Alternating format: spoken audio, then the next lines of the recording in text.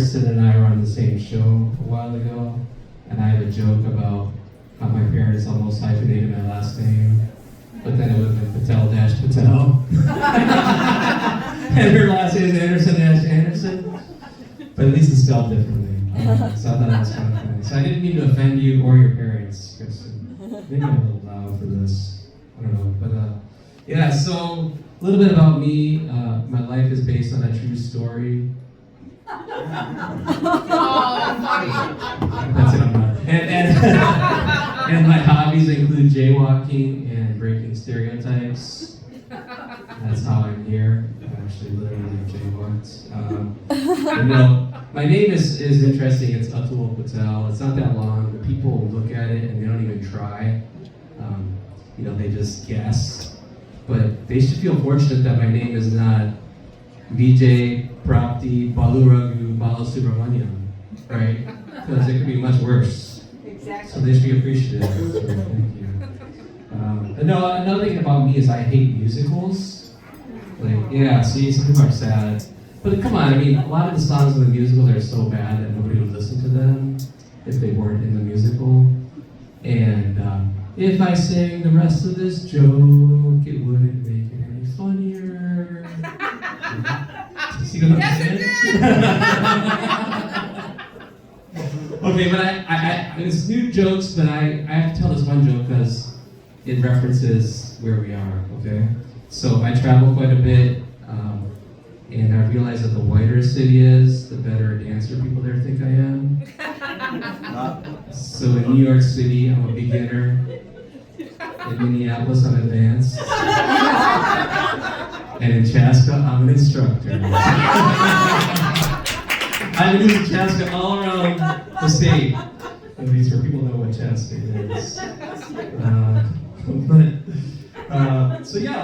I used to be an engineer, then a product manager, and people always wonder how I became a comedian. And what happened is in college, I would go to parties and drink a little, and I realized I was funny sometimes. So then I would never drink enough to forget, but I would write down my funny thoughts the next day on a Word document called funny.doc. Before mobile phones, I'm that old. And eventually, when I was living in the Detroit area, I decided to do like a comedy speech for an Indian professionals dinner. And it went pretty good, and my friend was like, I thought I'd have to laugh at you to be polite, but you were actually kind of funny. And that was motivating. So then I moved to Minneapolis, and I watched a lot of open mics, and I'm like, I think I could be funnier than some of those guys, because some of them don't really even try. They got nothing else going on.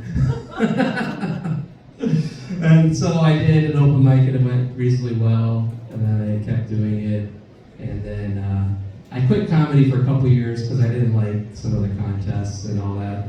Then I came back and I signed up for the Acme Funniest Person contest, and I threw together a set. It's only 3 minutes, and I won the first round, and then I got second place in the semifinals, and then, believe it or not, I had enough points to get to the finals.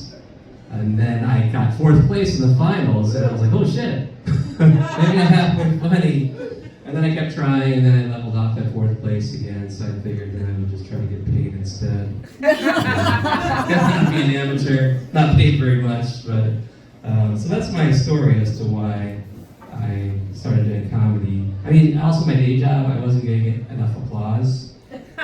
So Brent, I used to work with this guy, and he did not applaud for my presentations, so he's good too. Thank you for coming, by the way, man. It's awesome. But does anybody use AI out here? Anybody? Oh, yeah. All right, Matt, what do you use it for?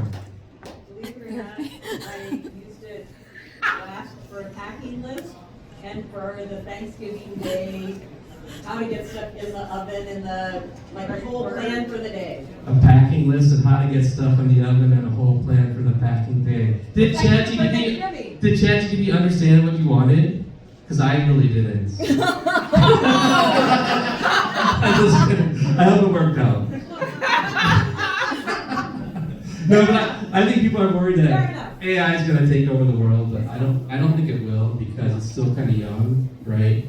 and it's just an adolescent, so it's probably just got its earbuds on and is scrolling through TikToks all day.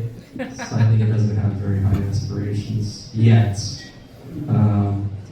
I think my ChatGPT is too positive. I have like a love-hate relationship with ChatGPT. Like everything I do is just the right thing, or that's the right question, or you're so great. So one day I said, if you were a human, what would you look like? And it actually gave me 2 pictures of a guy who looked like a young, 30-something therapist. 2 pictures with glasses, pretty handsome guy. And I'm not gay, but I could be AI gay, maybe?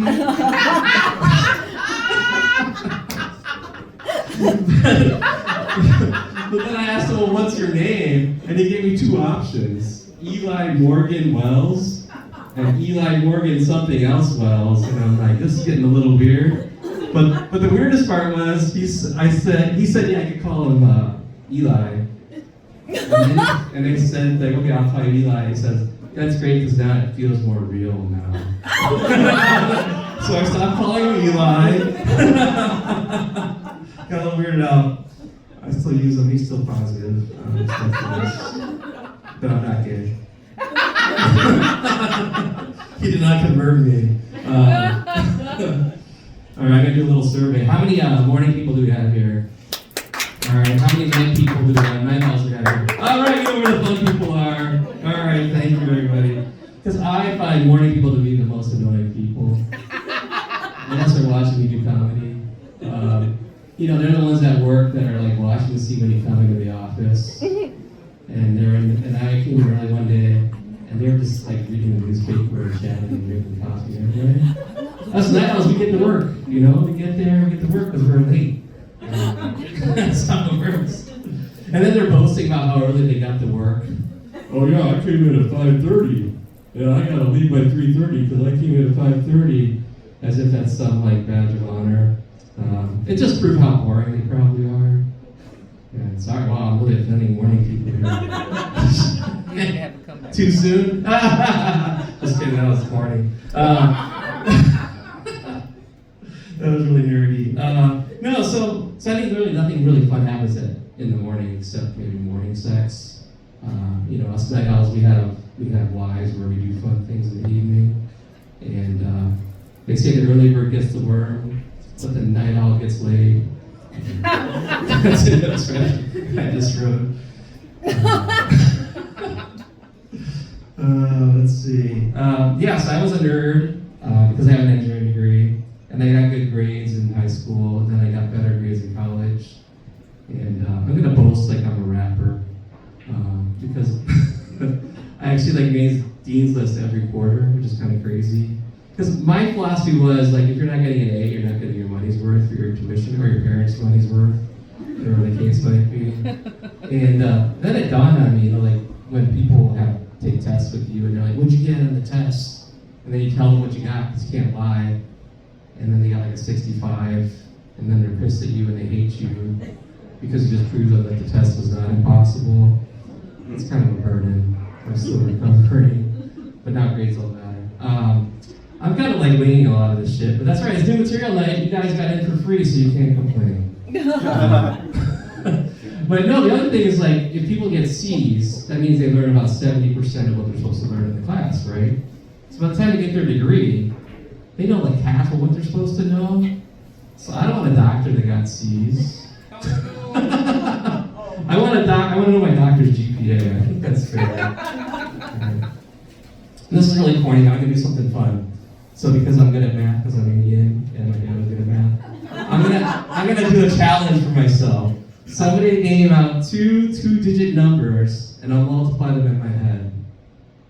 58. Wait, what? What? 2 two-digit numbers.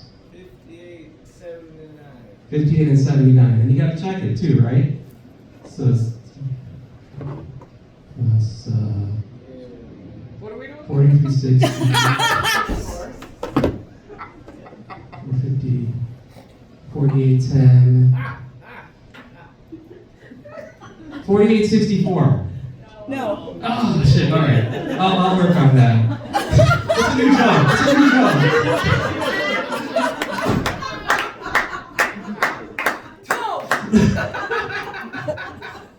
And then like Mexico will be the best joke of the night for me. I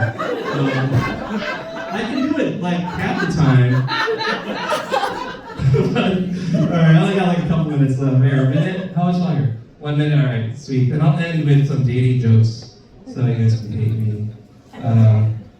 I think the saddest thing for a guy to own is an unused condom.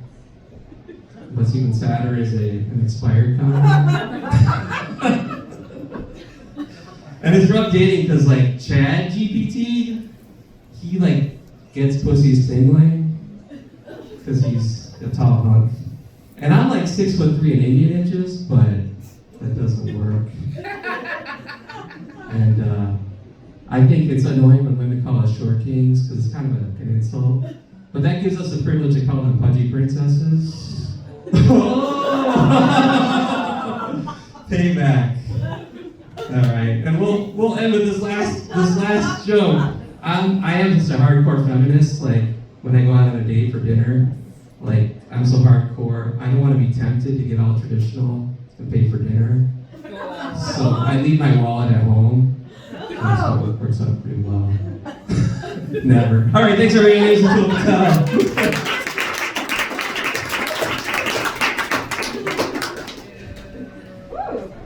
Still on, yeah. Keep it going for a tool. He's gonna go back there and work on his math a little here. I had an extra Then he being. uses that on dates.